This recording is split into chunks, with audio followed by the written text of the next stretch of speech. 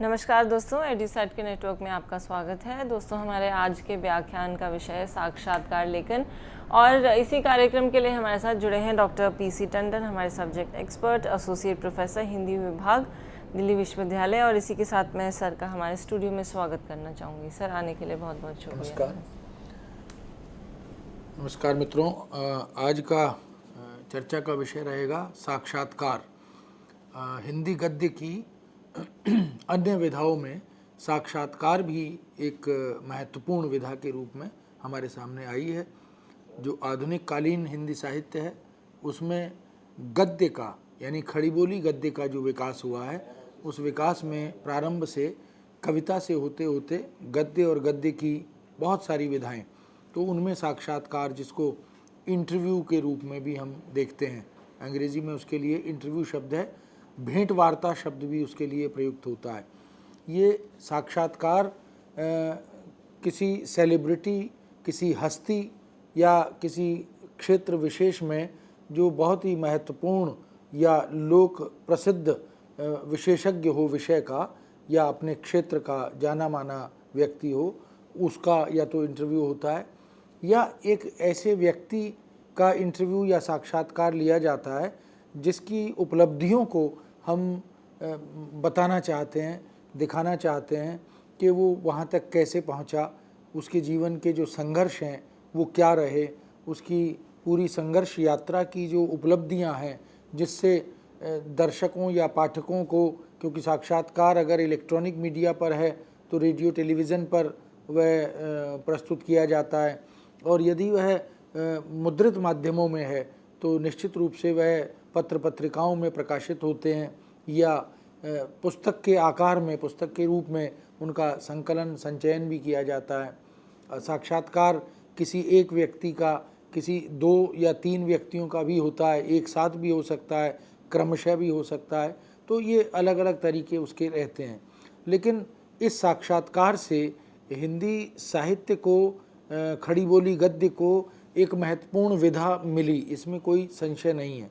और उस साक्षात्कार विधा के भारतेंदु युगीन जो हिंदी गद्य का समय था, उस समय आगमन से धीरे धीरे, उस समय भले ही ना लग रहा हो कि ये स्वतंत्र विधा बन जाएगी, लेकिन धीरे धीरे उसने अपनी एक जगह बना ली, और प्रतिष्ठित रचनाकार, साहित्यकार जो हिंदी साहित्य की अन्य विधाओं में बहुत महत्वपूर्ण अवदान कर रहे थे, उन्होंने भी साक्षात्कार में अपनी रचनात्मक भूमिका निभाई। साहित्यकार साक्षात्कार लेने वाला भी साहित्यकार है और साक्षात्कार देने वाले व्यक्ति भी साहित्यकार हैं, ऐसा भी हुआ है। कलाकारों के साहित्य साक्षात्कार, चित्रकारों के, या शिल्पकला, मूर्तिकला, या खेल के क्षेत्र में, सिनेमा के क्षेत्र में, योग के क्षेत्र में, ऐसे पत्रकारिता के क्षेत्र में, जहाँ कहीं भी किसी व्यक्ति का कोई उल्लेखनीय अवदान रहा है, या उस व्यक्ति का व्यक्तित्व, जीवन, कृतित्व, वह दर्शकों और पाठकों के लिए प्रेरणादायी हो सकता है।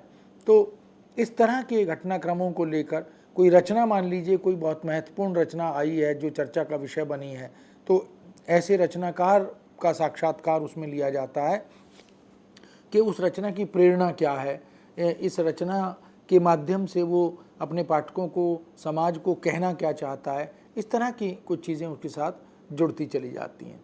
तो निश्चित ही आधुनिक हिंदी साहित्य में खड़ी बोली गद्य का जो विकास हुआ, उसमें जो महत्वपूर्ण विधाएं क्रमशः हमारे सामने आती चली गईं, उसमें साक्षात्कार भी एक विधा है, जिसने प्रारंभ पत्र पत्रिकाओं में प्रकाशन के माध्यम से किया था, और धीरे धीरे फिर वो एकाधिक साक्षात्कार जब हो गए, 5, 7, 10, 12, तो फिर उनका पुस्तकाकार रूप में संकलन भी होने लगा। एक ही व्यक्ति के अनेक साक्षात्कार एक पुस्तक में, ऐसा भी हुआ है, और अलग अलग व्यक्तियों के साक्षात्कार एकत्रित करके, संकलित करके एक साहित्यकार ने उसे पुस्तकाकार रूप में प्रस्तुत किया, ऐसा भी हुआ है। किसी एक ही विषय के विशेषज्ञों के साक्षात्कार, ऐसा भी है, और अलग अलग क्षेत्रों के, विधाओं के विशेषज्ञों के साक्षात्कार, उनको संकलित संचयित करना, ऐसा भी हुआ है। तो कुल मिलाकर साक्षात्कार एक बड़ी महत्वपूर्ण विधा है, क्योंकि साक्षात्कार से रचना के बारे में या व्यक्ति विशेष के अवदान के बारे में, उसके जीवन, व्यक्तित्व और कृतित्व के बारे में, उसके सामाजिक सांस्कृतिक प्रदेय के बारे में, इन सब के बारे में जानकारियाँ मिलती हैं। और यह मूलतः दर्शकों पाठकों के लिए जो प्रेरणा का कार्य है वो करता है। उससे शिक्षा मिलती है, उससे ज्ञान वर्धन होता है, ऐसे तमाम मुद्दे उसके साथ जुड़ जाते हैं। तो आज उसी विधा पर हम चर्चा करेंगे कि साक्षात्कार है क्या, और क्या ये विशुद्ध भारतीय विधा है या इसका भी आगमन जो अन्य कुछ विधाओं की तरह पाश्चात्य देशों से हुआ है, उस पर भी थोड़ी चर्चा करेंगे।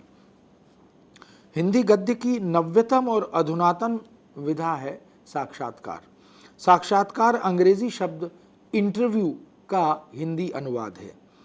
इसी साक्षात्कार या इंटरव्यू को भेंट वार्ता, परिचर्चा, अंतरंग वार्ता, इस तरह के कुछ शब्दों से भी अभिहित किया जाता है।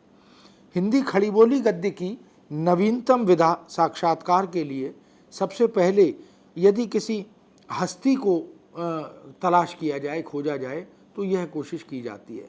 हस्ती का मतलब है कि जो किसी विषय विशेषज्ञ के रूप में, किसी क्षेत्र में आधिकारिक व्यक्ति के रूप में अपनी पहचान रखता हो। विशिष्ट व्यक्ति या भाषा, कला, साहित्य आदि, संस्कृति आदि के क्षेत्र में पहचान रखने वाला व्यक्ति या उस क्षेत्र का अधिकारी व्यक्ति हो, तो उससे भेंट वार्ता ली जाती है। और फिर उद्देश्य विशेष के अनुसार उससे तैयार की गई एक लंबी प्रश्नमाला, उस प्रश्नमाला के तहत फिर इंटरव्यू किया जाता है, साक्षात्कार किया जाता है।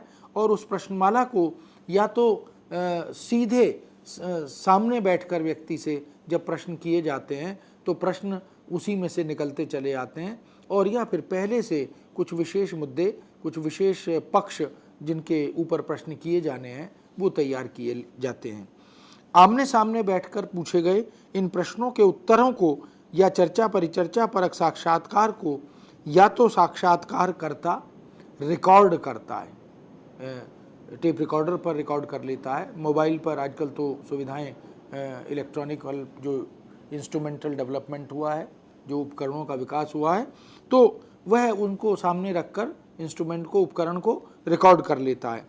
फिर उन्हें शब्दबद्ध और लिपिबद्ध करता है, या वह सीधे ही प्रश्न प्रति प्रश्न उत्तर लिखकर उस साक्षात्कार को पूर्ण करता चलता है। जो प्रश्नावली तैयार है पूछता जाता है, और उन उत्तरों को अगर रिकॉर्डिंग की सुविधा नहीं है तो वो शब्दबद्ध लिपिबद्ध करता चला जाता है। इस साक्षात्कार में व्यक्ति विशेष के जीवन, व्यक्तित्व, रचना संसार और उसके प्रदेय या अवदान के बारे में अनेक प्रश्न पूछे जाते हैं। उन प्रश्नों से जो उत्तर मिलते हैं वही शिक्षाप्रद, ज्ञानप्रद, प्रेरक हो जाते हैं। हम वही निकलवाना भी चाहते हैं व्यक्ति विशेष से कि इन प्रश्नों के उत्तर के माध्यम से हमारा जो उद्देश्य है साक्षात्कार का, उसकी पूर्ति हो सके। रचनाकार साक्षात्कार लेते और लिखते समय समस्त जानकारियों की प्रामाणिकता का विशेष ध्यान रखता है। वह जो भी प्रश्न किए जा रहे हैं, उनके जो भी उत्तर आ रहे हैं, वह प्रामाणिक हों, और उनके प्रमाणों के लिए वह यथासंभव जो भी सहायक सामग्री है वह भी जुटा लेता है। साक्षात्कार के द्वारा साक्षात्कार लेने वाला व्यक्ति विशेष के लेने वाला व्यक्ति भी साहित्यकार हो सकता है और देने वाला भी, दोनों अलग अलग भी हो सकते हैं। तो ऐसे में साक्षात्कार लेने वाला व्यक्ति व्यक्ति विशेष के जीवन संघर्ष, जिसका इंटरव्यू लिया जा रहा है, उसके जीवन संघर्ष के बारे में, उसकी साधना और श्रम के बारे में, उसकी उपलब्धियों, सफलताओं और असफलताओं के बारे में वह पूरी जानकारी प्रश्नों के माध्यम से एकत्रित करता है और उसे पाठक समुदाय तक या दर्शक समुदाय तक पहुंचाने का प्रयास करता है। यह साक्षात्कार पाठकों या दर्शकों के लिए प्रेरक, सूचनाप्रद और शिक्षाप्रद हो जाते हैं, इसमें कोई संशय नहीं है। साक्षात्कार का यह नियम है कि साक्षात्कार को लिपिबद्ध करने के पश्चात उस व्यक्ति विशेष को वह दिखाया जाता है।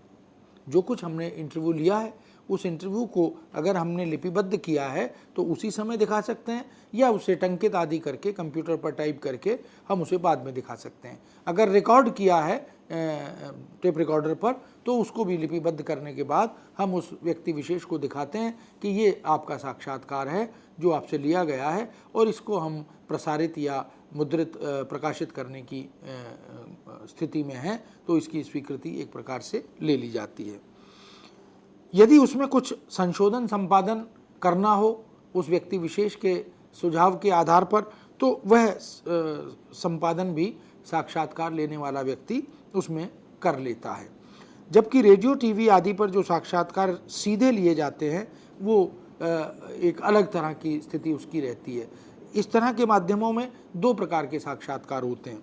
एक तो पूर्व रिकॉर्डेड होता है, पहले से रिकॉर्ड कर लिया जाता है स्टूडियो में, और उसको फिर बाद में एडिट करके, संपादन आदि करके फिर से उसको निश्चित तिथि पर और समय पर प्रसारित किया जाता है।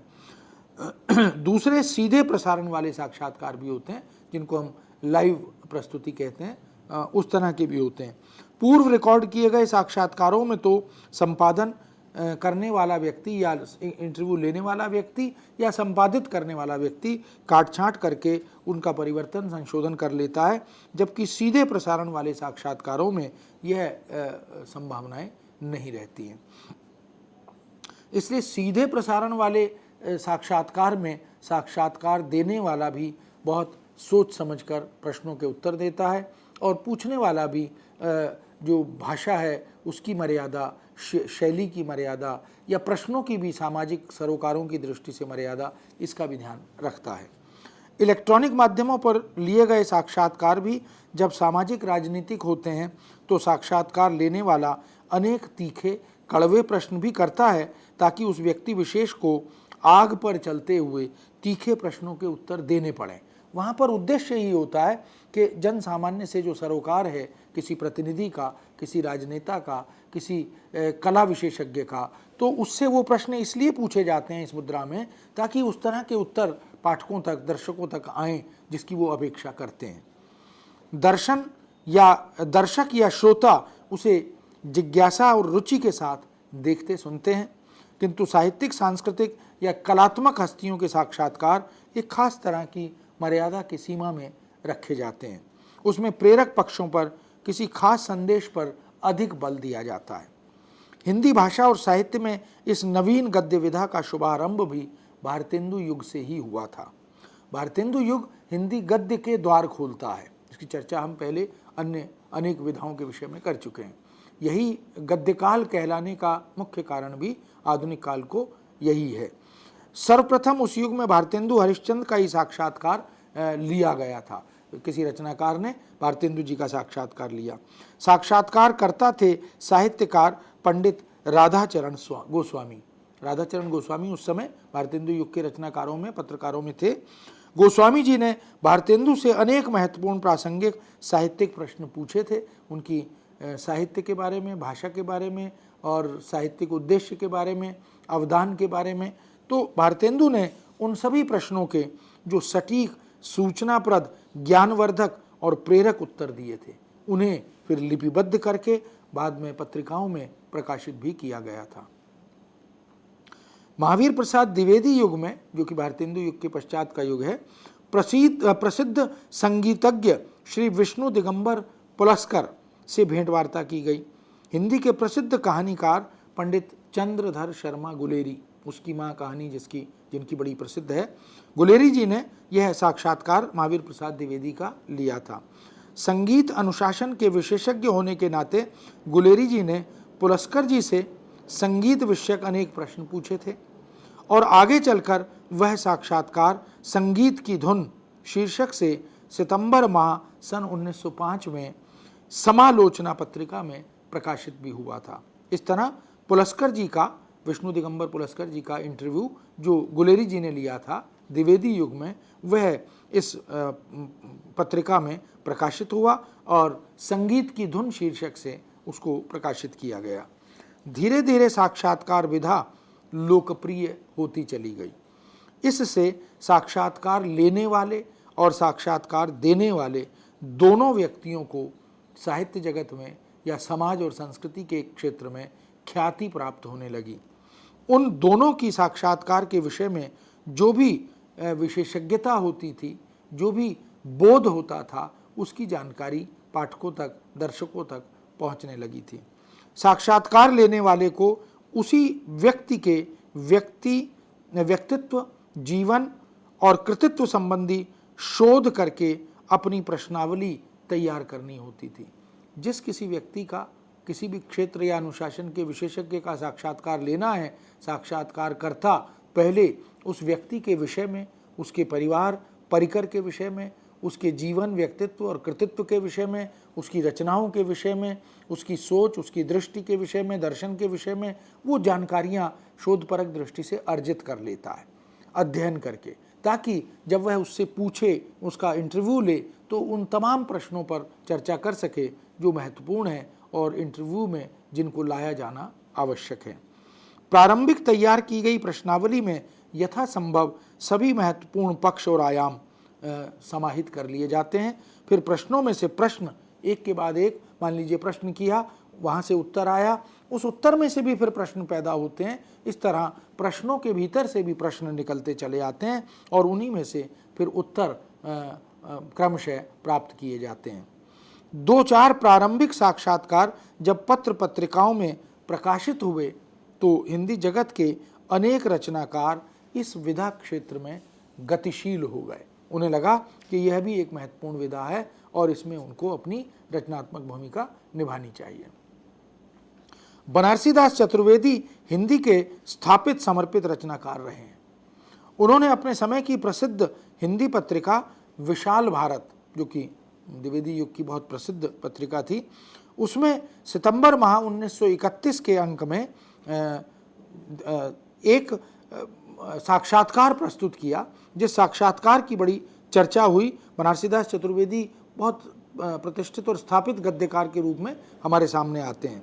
तो ऐसे 31-32 दो विशाल भारत के सन 1931 से 1932 तक के जो अंक लगातार आते गए, उन अंकों में एक के बाद एक साक्षात्कार रचनाकारों के, कलाकारों के, साहित्यकारों के प्रकाशित हुए। उनमें 2 जो साक्षात्कार आए वो बड़े महत्वपूर्ण रहे। एक तो रत्नाकर जी से बातचीत, पंडित जगन्नाथ दास रत्नाकर से, और प्रेमचंद के साथ 2 दिन।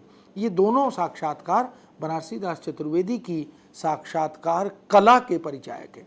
किस तरह से इंटरव्यू लिया जाता है यह भी एक कला है, ये कोई सामान्य बात नहीं है। इंटरव्यू लेने की तैयारी भी बड़ी मेहनत से, बड़ी परिश्रम से और साहित्यिक समझ से की जाती है। आगे चलकर कथा सम्राट मुंशी प्रेमचंद ने भी 1933 में उस समय की उभरती कहानीकार उषा देवी मित्रा का साक्षात्कार लिया था और यह साक्षात्कार अपने सामने न होकर पत्राचार के माध्यम से, एक तरीका, एक पद्धति यह भी थी कि आपके सामने व्यक्ति नहीं है, कहीं दूर दराज में है और उसका इंटरव्यू लेना है, तो एक प्रश्नावली तैयार की और उस प्रश्नावली को डाक के द्वारा उस व्यक्ति के पास भेज दिया। उस व्यक्ति ने उन प्रश्नों को पढ़ा और उसके माध्यम से फिर उत्तर दे दिए और वो उत्तर फिर जब प्राप्त हुए तो उन्हें पत्रिका में प्रकाशित किया गया। इस तरह के साक्षात्कार का प्रचलन आज भी है। अब तो कंप्यूटर और इंटरनेट आदि आ जाने के कारण यह और भी सरल हो गया, क्योंकि आपको स्क्रीन पर प्रश्न गए और स्क्रीन पर ही उत्तर प्राप्त हो गए। उसमें विलंब भी ज़्यादा नहीं लगता, समय की सीमा के आधार पर यह काम किया जाता है। इस तरह पत्राचार से साक्षात्कार लेने वाला साहित्यकार एक प्रश्नावली बनाकर विशेषज्ञ के पास भेजता है और साक्षात्कार देने वाला विशेषज्ञ उनके उत्तर लिखकर विधिवत फिर उसे वापस भेज देता है। इस प्रकार के साक्षात्कार की सीमा यह होती है कि जो प्रश्न लिखे गए हैं केवल उन्हीं के उत्तर प्राप्त होंगे, जबकि आमने सामने दिए गए या लिए गए साक्षात्कार में प्रश्नों में से प्रश्न निकलते हैं और फिर उनमें से उत्तर निकलते चले जाते हैं। किंतु पत्र व्यवहार द्वारा भी साक्षात्कार होते रहे हैं और आज भी हो रहे हैं। विमर्श की जो स्थिति है वो इस पत्राचार वाले साक्षात्कार में नहीं हो पाती। आमने सामने वाले में विमर्श की स्थिति भी बनती है और उसी आधार पर साक्षात्कार का आकार विस्तृत भी होता चला जाता है। आज आधुनिकता और मशीनीकरण के कारण साक्षात्कार रिकॉर्डिंग से, कैमरे से, ईमेल से, मोबाइल आदि से होने लगे हैं। इस तरह की नई व्यवस्था से समय की बचत निश्चित ही होती है। प्रेमचंद ने उषा देवी मित्रा से लिए गए साक्षात्कार में कहानी विषयक उनके विचार, वो अच्छी प्रतिष्ठित कथाकार थी, कहानीकार थी। साहित्य की अवधारणा और साहित्य के उद्देश्य आदि को लेकर उनसे विमर्श करते हुए बहुत सारे प्रश्न पूछे और उनके उत्तर उन्होंने दिए। इससे पाठकों को साहित्यकार की रचना प्रक्रिया का, उसके लेखन की प्रेरणा और उद्देश्य आदि का ज्ञान भी या जानकारी भी प्राप्त होती है। साक्षात्कारकर्ता जब एक ही व्यक्ति के अनेक साक्षात्कार, एक ही व्यक्ति के कई साक्षात्कार, मान लीजिए एक आज लिया, एक हफ्ते बाद 10 दिन बाद ले लिया, फिर एक साक्षात्कार ले लिया, तो एक ही व्यक्ति के या धारावाहिक आपने एक एक दिन में एक एक साक्षात्कार ले लिया, इस तरह से कई साक्षात्कार क्रमशः या धारावाहिक रूप में लेता है कोई व्यक्ति, तो उन एकाधिक साक्षात्कारों को संकलित करके पुस्तकाकार रूप में भी प्रकाशित किया जाता है। ऐसे बहुत सारे प्रयास हुए हैं और बहुत प्रशंसनीय स्तुत्य प्रयास वो माने गए हैं। जैनेन्द्र के विचार शीर्षक से एक इसी तरह की पुस्तक साक्षात्कारों की प्रकाश में आई, जिसमें जैनेन्द्र जी के अनेक इंटरव्यू, अनेक साक्षात्कार संकलित हैं और वह पुस्तक के रूप में उपलब्ध हैं। सन 1938-39 में श्री प्रभाकर माचवे ने जैनेन्द्र जी से प्रसिद्ध समालोचक आचार्य रामचंद्र शुक्ल से अनेक साक्षात्कार लिए थे। एक तरफ जैनेन्द्र जी से, दूसरी तरफ शुक्ल जी से।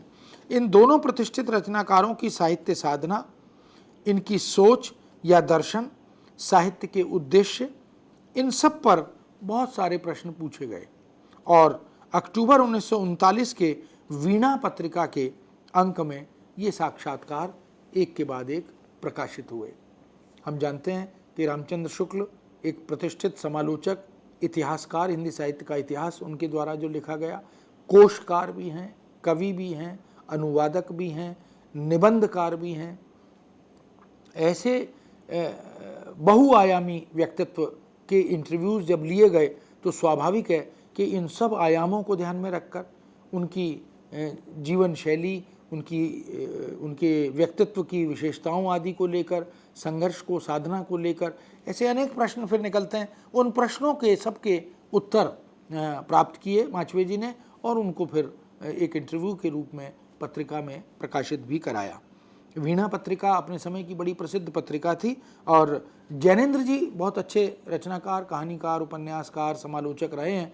उन्होंने भी बहुत अच्छे निबंध भी लिखे हैं और चिंतक विचारक के रूप में, और मनोविश्लेषणात्मक जो साहित्य लेखन है उनका, उपन्यास और कहानियाँ हैं, वो बहुत अद्भुत रही हैं। एक से एक बेहतर कहानी और उपन्यास उनका, और एक अलग धारा को हमारे सामने लाने वाले कथाकार के रूप में वो जाने जाते हैं। तो जैनेन्द्र जी के इंटरव्यू भी माचवे जी ने लिए और वो भी प्रकाश में आए। साक्षात्कार को रोचक, ज्ञानवर्धक, सूचनाप्रद, मनोरंजक, व्यंग्यात्मक और चुटीला बनाने की कला यह साक्षात्कार लेने वाले व्यक्ति के पास होती है। ये काफ़ी हद तक व्यक्ति सापेक्ष भी है। हम टेलीविज़न पर इंटरव्यूज़ देखते हैं तो हम देखते हैं कि एक व्यक्ति का साक्षात्कार लेने का तरीका या अंदाज़ बिल्कुल अलग है, दूसरे व्यक्ति का बिल्कुल अलग है, तीसरे व्यक्ति का बिल्कुल अलग है। कुछ साक्षात्कार तो ऐसे लिए जाते हैं जैसे किसी को कटघरे में ही खड़ा किया हो। कुछ साक्षात्कार भीतर से कुछ निकलवाने की एक टेक्निक, एक तकनीक के आधार पर लिए जाते हैं। तो ये काफ़ी कुछ निर्भर करता है साक्षात्कार लेने वाले व्यक्ति पर कि वह कितना जीवंत है, वह कितना रोचक बना रहा है, कितना ज्ञानवर्धक और प्रेरक बना रहा है, ये उस पर भी निर्भर करता है। उसी तरह की प्रश्नावली वह तैयार करता है और उसी तरह का अंदाज, शैली, चुटीलापन उसकी बातचीत में उस तरह की बातें रहती हैं शामिल। वह अपनी भाषा से, शैली से, शब्द चयन से, बिंब विधान से उस साक्षात्कार को इस तरह तैयार करता है, प्रस्तुत करता है कि पाठक अभिभूत हो जाते हैं, स्तब्ध हो जाते हैं, देखते ही रह जाते हैं। उनका मनोरंजन भी होता है, ज्ञानवर्धन भी होता है और उनको प्रेरणा भी प्राप्त होती है।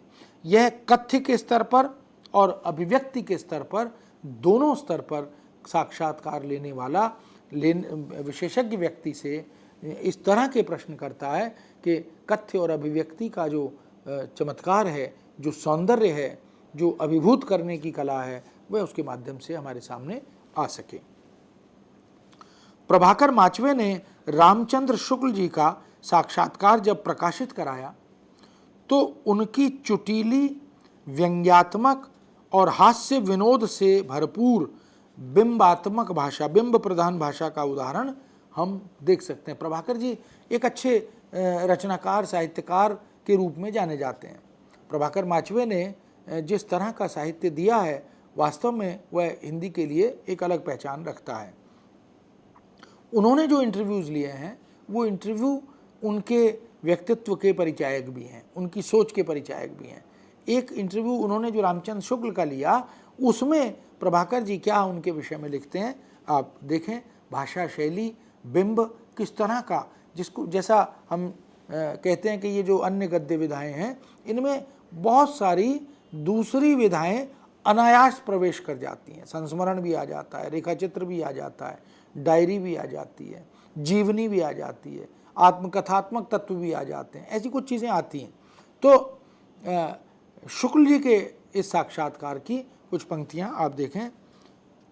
अगर शुक्ल जी का चित्र हम देखें कभी कहीं किसी पुस्तक पर, तो उनकी जो मुखमुद्रा है, उनका जो पहनावा है, उनकी जो रूपी माभा है, उसको देखकर हम अनुमान लगा सकते हैं।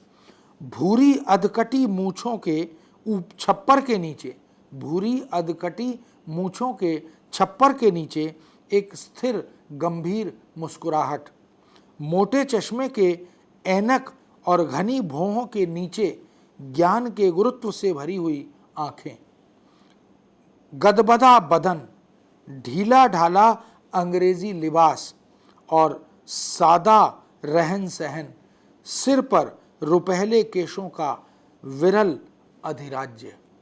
ये बिल्कुल जैसे एक चित्रकार, एक रेखा चित्रकार जिस तरह से उकेरता है छोटी छोटी रेखाओं को, पंक्तियों को, उस तरह से वो उकेरते हैं। तो ये माचवे जी की रचना शैली का वैशिष्ट्य है कि उन्होंने साक्षात्कार को भी संस्मरणात्मक और रेखा चित्रात्मक बना दिया है। बहुत ही सुंदर, जैसे आँखों के सामने एक दृश्य जो है वो दृश्य पटल पर घूमने लगता है। ये रेखा चित्रात्मक शैली स्मृति बिंबों का बखूबी बोध कराती है। साक्षात्कार लेने वाला भी जब साहित्यकार ही हो तो प्रस्तुति स्वाभाविक है और अधिक रोचक, मोहक बन जाती है, सोने में सुहागा का काम करती है। क्योंकि साहित्यकार अगर साक्षात्कार लेता है तो उसके भीतर की जो साहित्यकार की कल्पना शक्ति है, उसके भीतर के साहित्यकार की जो रचना धर्मिता है, वह जो बिंबों का निर्माण करने की कला है, वह जो शब्दों के चित्र बनाने की सिद्धस्तता है, वह उसे और अधिक महत्वपूर्ण बना देती है। सन 1941 में साधना पत्रिका में एक साक्षात्कार विशेषांक आया। साधना पत्रिका ये अपने समय की बड़ी प्रसिद्ध पत्रिका रही है। उसका एक विशेषांक ही आया जो साक्षात्कार विशेषांक के रूप में प्रकाशित हुआ। पत्रिकाओं के कभी कभी कुछ स्पेशल इश्यूज़ जिनको हम कहते हैं, विशेषांक आते हैं। उन विशेषांकों के की अपनी एक स्थायी महत्ता होती है। वो विशेषांक संग्रहित करने के योग्य होते हैं। अधिकांश पत्रिकाओं के जब कोई विशेषांक आते हैं तो पाठक जगत में एक लालसा, एक इच्छा शक्ति यह रहती है कि वो विशेषांक कहीं से मिले और उसका संचय या संग्रह वो करके रखें, क्योंकि उसमें एक विषय विशेष पर बहुत सारे विद्वानों की सामग्री, उनके लिखे हुए लेख, उनके विचार एक स्थान पर मिल जाते हैं। तो साधना पत्रिका का साक्षात्कार विशेषांक आया मार्च अप्रैल सन 1941 के समय में। डॉक्टर सत्येंद्र ने इसका संपादन किया था। इस भेंटवार्ता विशेषांक से ही साक्षात्कार को एक अलग स्वतंत्र विधा के रूप में स्थापित होने का अवसर भी मिला।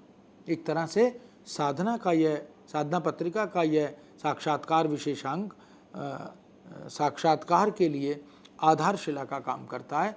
एक स्वतंत्र विधा के रूप में उसे जमाने में इसने महत्वपूर्ण भूमिका निभाई थी। साधना पत्रिका के इसी विशेषांक में जगदीश प्रसाद चतुर्वेदी, जिन्होंने भदंतानंद कौशल्यायन जी का साक्षात्कार लिया था, वह भी प्रकाशित हुआ। श्री चिरंजी लाल एकाकी ने महादेवी वर्मा जी का जो साक्षात्कार लिया था वह भी प्रकाशित हुआ। महादेवी वर्मा कवित्री हैं, गद्यकार हैं, चिंतक विचारक हैं। उन्होंने भी जब साक्षात्कार दिया और साक्षात्कार जिन साहित्यकारों ने लिए थे, उन्होंने निश्चित ही इस तरह से इन साहित्यकारों के भीतर से जो जो अपेक्षित जानकारियाँ निकलवानी चाहिए पाठकों तक, दर्शकों तक पहुँचाने के लिए, वो बड़ी खूबी के साथ उनसे चर्चा परिचर्चा में, इंटरव्यू में निकलवाई। और वह हिंदी साहित्य की बड़ी अमूल्य धरोहर है, क्योंकि ये साक्षात्कार जब प्रत्यक्षतः आमने सामने होते हैं तो उनकी प्रामाणिकता पर कोई संदेह नहीं होता। रचनाकार जब इंटरव्यू लेने वाला व्यक्ति होता है, उसकी भूमिका निभाता है, तो उस पर एक दायित्व भी होता है, एक जिम्मेदारी भी होती है कि वह उसकी गंभीरता को, उसकी प्रामाणिकता को समझते हुए उसका निर्वाह करते हुए आगे बढ़े। आगे चलकर सन 1947 में हंस पत्रिका के अंतर्गत पंडित सूर्यकांत त्रिपाठी निराला का एक साक्षात्कार प्रकाशित हुआ। यह भेंट वार्ता श्री नरोत्तम नागर ने ली थी। निराला जी का इंटरव्यू लिया नरोत्तम नागर जी ने और वह प्रकाशित हुआ। 5वें दशक में कवि दर्शन शीर्षक से एक पुस्तक प्रकाशित हुई, जिसमें अयोध्या सिंह उपाध्याय हरिओद, बाबू श्याम सुंदर दास, आचार्य रामचंद्र शुक्ल, मैथिली शरण गुप्त आदि अनेक ऐसे रचनाकार उस समय के जो प्रसिद्ध प्रतिष्ठित साहित्यकार थे, उनके साक्षात्कार लिए गए और उनको विधिवत उसमें प्रकाशित किया गया। इस पुस्तक में भेंट वार्ताकार बेनी माधव शर्मा थे। बेनी माधव शर्मा उस समय के चर्चित और प्रसिद्ध रचनाकार थे। इन्हें मुकुंद देव शर्मा के नाम से भी जाना जाता था। सन 1952 में हिंदी साक्षात्कार की दुनिया में एक अत्यंत चर्चित भेंट वार्ता पुस्तक प्रकाश में आई। 1952 में एक पुस्तक आई हिंदी साक्षात्कार की, जो बहुत चर्चित रही और चर्चा परिचर्चा का, विचार विमर्श का विषय बनी। यह थी डॉक्टर पद्म सिंह शर्मा कमलेश की पुस्तक, जिसका शीर्षक है मैं इनसे मिला। ये मैं इनसे मिला, इस शीर्षक से साक्षात्कार का एक बृहद संस्करण प्रकाश में आया और निश्चित ही पद्म सिंह शर्मा कमलेश ने जब यह पुस्तक तैयार की, बहुत सारे रचनाकारों से, कलाकारों से बात करके, चर्चा करके, इंटरव्यू करके, तो उसने इस क्षेत्र में मील का पत्थर जैसी भूमिका निभाई। इस पुस्तक में पद्म सिंह शर्मा ने कहानीकार, कवि, समालोचक आदि इनका साक्षात्कार लिया। इसमें कुल 18 विषय विशेषज्ञों के इंटरव्यू या भेंट वार्ताएं ली गईं। 2 भागों में विभक्त इस पुस्तक में भाग 1 के अंतर्गत बाबू गुलाब राय, जिनको हम बाबू गुलाब राय BA के रूप में जानते हैं, उन्होंने निबंधों की दुनिया में बहुत महत्वपूर्ण काम किया है। बाबू गुलाब राय ने साहित्य शास्त्र के क्षेत्र में भी बड़ा महत्वपूर्ण काम किया है।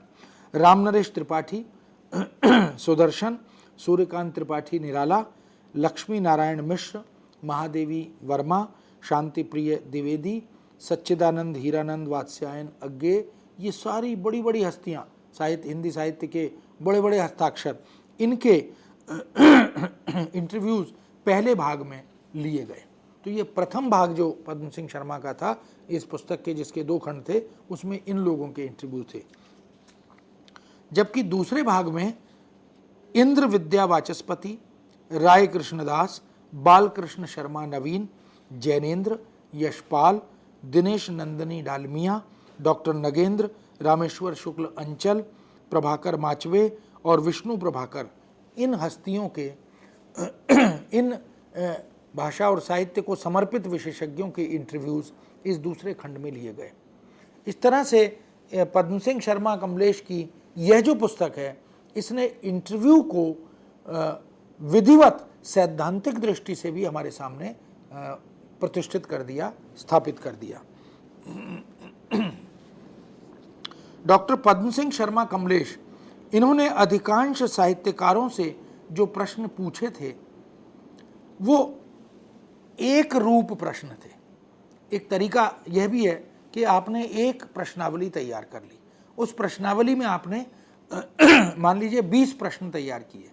अब सभी से उन 20 प्रश्नों के उत्तर आप प्राप्त कर रहे हैं, तो थोड़ा सा कभी कभी लगता तो है कि इसमें एक रास्ता का बोध होता है, लेकिन वो प्रश्न अगर 20 के 20 इतने प्रासंगिक हैं, इतने महत्वपूर्ण हैं कि उन 20 प्रश्नों के द्वारा हम हर उस रचनाकार के भीतर की कलात्मक उपलब्धियों को निकलवा सकते हैं, तो यह पद्धति भी प्रशंसनीय मानी जाती है। कहीं कहीं आगे चलकर उन्होंने कुछ लोगों से प्रश्न बदले भी हैं, लेकिन अधिकांश से उन्होंने एक प्रश्नावली जो कॉमन थी, जो एक रूप थी, उसी के आधार पर इंटरव्यू किए थे। एक सी प्रश्नावली के आधार पर जो साक्षात्कार लिए गए वह निश्चित ही अपनी तरह की एक उपलब्धि के रूप में हमारे सामने आए। इस तरह इलेक्ट्रॉनिक माध्यमों में लिए गए या लिए जाने वाले साक्षात्कारों में भी एक साथ 2 व्यक्तियों को, 3 व्यक्तियों को या उससे अधिक व्यक्तियों को एक साथ बिठाकर उनका इंटरव्यू लिया जाता है या लिया जा सकता है। आप पहला प्रश्न किसी एक से करते हैं, दूसरा किसी दूसरे से, तीसरा किसी तीसरे से, और ये प्रश्न एक ही तरह के प्रश्न भी हो सकते हैं और अलग अलग तरह के प्रश्न भी हो सकते हैं। इस तरह का इंटरव्यू जो होता है जिसमें एकाधिक लोग होते हैं वह परिचर्चा का रूप भी ले लेता है। चर्चा परिचर्चा के रूप में भी वह दिखाई देने लगता है। एक ही तरह के प्रश्न या अलग अलग प्रश्न हम एक या एक से अधिक व्यक्तियों से भी पूछ सकते हैं। ऐसे साक्षात्कारों में एक उपलब्धि विशेष रूप से होती है कि तुलनात्मक निष्कर्ष निकलकर हमारे सामने आ जाते हैं। कंपैरेटिव स्टडी से जो उपलब्धियां होती हैं वह भी दुर्लभ होती हैं। तो जब एक प्रश्न के 2 या 3 व्यक्तियों से उत्तर अलग अलग ढंग से मांगे जाते हैं तो निश्चित ही उससे हमें सोच का, दृष्टि का, सामाजिक चिंतन का जो तुलनात्मक अध्ययन है वह करने का अवसर प्राप्त होता है। देवेंद्र सत्यार्थी की एक बड़ी प्रसिद्ध रचना, देवेंद्र सत्यार्थी जिनको हम घुमंतू के रूप में जानते हैं, उन्होंने यात्राएं बहुत की हैं और यात्रा साहित्य भी बहुत लिखा है। कला के हस्ताक्षर इस शीर्षक से उनकी एक साक्षात्कार विधा की बड़ी महत्वपूर्ण, बड़ी दुर्लभ पुस्तक प्रकाशित हुई थी। सत्यार्थी जी ने साहित्यकार, संगीतज्ञ, अभिनेता, कलाकार, चित्रकार, ये तमाम अलग अलग अनुशासनों और विषय क्षेत्रों के विशेषज्ञों के इंटरव्यूज़ लिए। देवेंद्र सत्यार्थी एक बहुत ही सज्जन किस्म के व्यक्ति रहे हैं और उन्होंने इस क्षेत्र में मूक साधक की तरह काम किया है। तो अलग अलग क्षेत्रों में जिन से, मान लो संगीत के क्षेत्र में व्यक्ति है, विशेषज्ञ है, उससे बात करनी है तो संगीत की जानकारी हमें एज ए इंटरव्यूअर अर्जित करनी पड़ेगी। मैं साक्षात्कार लेना चाहता हूं लेकिन मुझे संगीत की जानकारी नहीं है तो मैं इंटरव्यू अच्छा नहीं ले पाऊंगा। इसलिए उन्होंने अभिनय के क्षेत्र में, चित्रकला, मूर्तिकला, साहित्य, भाषा, संस्कृति, लोक जीवन, इन सब के क्षेत्रों में खूब जानकारियां अर्जित करके फिर उनसे जुड़े हुए उस क्षेत्र के विशेषज्ञों को तरह तरह के प्रश्नों से उकेरा, झकझोरा और फिर उसमें से उत्तर निकलवाए। इस तरह गद्य की अन्य विधाओं के समस्त गुण हम देखते हैं कि वह किसी एक विधा में आंशिक रूप से या कुछ अधिक रूप में समाहित होते हुए भी दिखाई देते हैं। जब हम किसी को इंटरव्यू करते हुए, साक्षात्कार करते हुए उससे उसके जीवन, व्यक्तित्व और कृतित्व के बारे में कुछ चीज़ें अर्जित करते हैं तो हम उसको अपने संस्मरणों से जोड़कर अभिव्यक्त करने का प्रयास भी करते हैं। उसी तरह का कुछ और संस्मरण किसी और रचनाकार का, किसी और कलाकार का, मान लीजिए साम्य वैषम्य की दृष्टि से अमुद्रित करना चाहते हैं तो वह भी कर लेते हैं। इस तरह के प्रयास भी होते हैं। इसी तरह रेखाचित्र का, डायरी का और निबंधात्मकता का समावेश या पुट भी उसमें शामिल हो जाता है। हिंदी साक्षात्कार की दुनिया में एक और बड़ा उल्लेखनीय प्रतिष्ठित नाम है डॉक्टर रणवीर रांगरा का। साक्षात्कार विधा को पद्म सिंह शर्मा, जिनकी हमने कमलेश जी की बात की, उनके बाद अगर किसी ने महत्वपूर्ण कार्य करके प्रतिष्ठित करने का प्रयास किया वो रणवीर रांगरा हैं।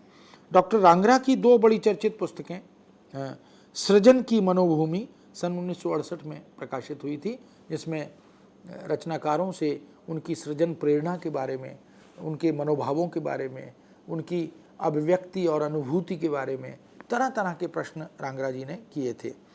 दूसरी साहित्यिक साक्षात्कार जो 1978 में प्रकाशित हुई और बड़ी चर्चित पुस्तक रही।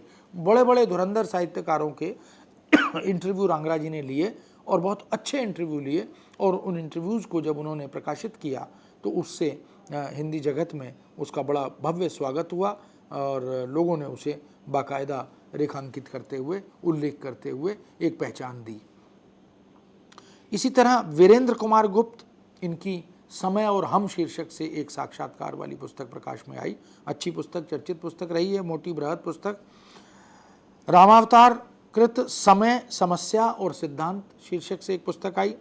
सुरेश सिन्हा कृत हिंदी कहानी और फैशन नाम की एक पुस्तक प्रकाश में आई।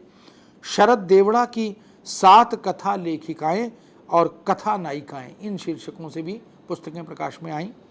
एक आलोचक की नोटबुक, यह भी एक इंटरव्यू की किताब संचय के रूप में, संग्रह के रूप में प्रकाश में आई। माजदा असद ने मेरी मुलाकातें शीर्षक से 1977 में एक पुस्तक लिखी। अज्ञे जी ने, सच्चिदानंद हीरानंद वात्स्यायन अज्ञे, उन्होंने अपरोक्ष शीर्षक से 1978 में एक पुस्तक, 78-79 में ये इंटरव्यू की एक बड़ी चर्चित पुस्तक थी। अमृता प्रीतम ने शौक सुराही 1979 में, और इसी तरह मनोहर श्याम जोशी ने बातों बातों में 1983-84 में एक पुस्तक दी। कमल किशोर गोयनका की भी एक पुस्तक बड़ी चर्चित आई। गोयनका जी जो प्रेमचंद साहित्य के प्रतिष्ठित वैश्विक स्तर पर एक ख्याति प्राप्त करने वाले विशेषज्ञ के रूप में जाने जाते हैं। अभिमन्यु अनंत, एक बातचीत। अभिमन्यु जी मॉरिशस के बड़े प्रसिद्ध हिंदी लेखक हैं, रचनाकार हैं। लाल पसीना उपन्यास से उनकी ख्याति विश्व में हुई। बहुत सी कहानियाँ, उपन्यास हिंदी, मॉरिशस में तो उन्हें हिंदी का प्रेमचंद, मॉरिशस का प्रेमचंद कहा जाता है। तो उन्होंने कहानी उपन्यास के क्षेत्र में, कविता के क्षेत्र में बड़ा अद्भुत योगदान किया है। उन्हीं से गोयनका जी ने मॉरिशस में उनका गमन कई बार हुआ, तो वहाँ जाकर उनके इंटरव्यूज़ किए समय समय पर, और जब अभिमन्यु जी यहाँ आए तो भी इंटरव्यू किए उनके। तो उन सब से अभिमन्यु अनंत, एक बातचीत 1985 में यह पुस्तक प्रकाशित हुई। और गोयनका जी की ही जिज्ञासाएं मेरी, समाधान बच्चन के, बच्चन जी का इंटरव्यू किया उन्होंने 1985 में ही। तो ये दो बड़ी हस्तियां, एक विदेशी और एक हमारे अपने देश के रचनाकार, दोनों हिंदी के लिए बड़े प्रसिद्ध हस्ताक्षर हैं। हरिवंश राय बच्चन को कौन नहीं जानता, उनकी कविताओं से, उनकी आत्मकथा से, गद्य और पद्य लेखन से, उनके गीतों से निश्चित ही बच्चन जी का योगदान अविस्मरणीय है, उल्लेखनीय है। और अभिमन्यु अनंत ने भी इस क्षेत्र में बड़ा महत्वपूर्ण काम किया। तो ऐसी अनेक रचनाएं इस क्षेत्र में, इस विधा और अनुशासन में सम्मान के साथ पढ़ी जाती रहीं। उनका स्वागत, अभिनंदन हुआ। इन सभी रचनाकारों ने अपने अपने क्षेत्र या अनुशासन के रचनाकारों से भीतर और गहरे उतरकर अनेक प्रश्नों के उत्तर निकलवाए और उनसे अपने पाठकों को प्रेरित किया। साक्षात्कार कर्ता जब स्वयं साहित्यकार होता है तो उसके पास एक कल्पना शक्ति भी होती है, साहित्यिक संवेदना भी होती है। उस क्षेत्र के विशेषज्ञ के रूप में वह उससे तरह तरह के प्रश्न करता है और उन प्रश्नों के माध्यम से बहुत सारे वांछित उत्तर जो पाठकों तक वो पहुंचाना चाहता है वो निकलवा लेता है। चेतन अवचेतन में से विशेषज्ञों की वह कुछ चीज़ें, कुछ बातें जो उसको लगता है कि आनी चाहिए, उनको निकलवाता है। उस विशेषज्ञ की मानसिकता का, रचना प्रक्रिया का, रचना प्रेरणा का, कठिनाइयों चुनौतियों का, उपलब्धियों का, समाधान आदि का, ये सारा जो क्षेत्र है इस पर प्रश्न करके वह बात करता है। साक्षात्कार लेने वाला अध्ययनशील है, शोध वृत्ति से संपन्न है, उसे क्षेत्र विशेष की गहन जानकारी है, तो वह अच्छा ज्ञानवर्धक इंटरव्यू ले सकता है। रचनाकार की साहित्यिक मान्यताएं, वैचारिक सीमाएं, सामाजिक सांस्कृतिक सरोकार, भाषा शिल्प, इन तमाम क्षेत्रों की वह जानकारी हासिल करके उससे प्रश्न करता है। और इंटरव्यू लेने वाला व्यक्ति यानी साक्षात्कारकर्ता एक प्रशंसनीय इंटरव्यू, एक स्तुत्य इंटरव्यू या साक्षात्कार हिंदी जगत को उपलब्ध कराता है। इसलिए साक्षात्कार लेना भी एक कला है, उसकी प्रश्नावली तैयार करना भी एक कला है। ये साक्षात्कार समकालीन परिवेश पर, परिस्थितियों पर, बदलते मूल्यों पर, ज्वलंत प्रश्नों के माध्यम से आलोचना समीक्षा के प्रतिमानों पर, राष्ट्र और संस्कृति की चिंताओं पर, देश विदेश के साहित्य और कलाओं की परस्पर आदान प्रदान और प्रभावों पर, हस्तियों के जीवन, व्यक्तित्व आदि पर ये तमाम तरह के प्रश्न उठाए जाते हैं और उनके माध्यम से इंटरव्यू लेने वाला व्यक्ति ये काम करता है। तो इस तरह मित्रों हम देखते हैं कि हिंदी में साक्षात्कार भी एक बड़ी सशक्त विधा के रूप में उपलब्ध है और इधर समकालीन साहित्यकार भी पत्र पत्रिकाओं में बहुत सारे साक्षात्कार ले रहे हैं। अलग अलग क्षेत्रों के विशेषज्ञों से इंटरव्यू लेकर उनका संचय पुस्तकाकार रूप में भी कर रहे हैं और पत्र पत्रिकाओं के रूप में भी उनका नियमित प्रकाशन हो रहा है और इससे निश्चित ही हिंदी साहित्य समृद्ध और संपन्न हो रहा है। बहुत बहुत धन्यवाद। धन्यवाद सर हमारे साथ बात करने के लिए। और दोस्तों ये था हमारा कार्यक्रम साक्षात्कार लेखन पर और इसी के साथ हम आपसे इजाज़त लेंगे। दोस्तों देखने के लिए बहुत बहुत शुक्रिया। नमस्कार।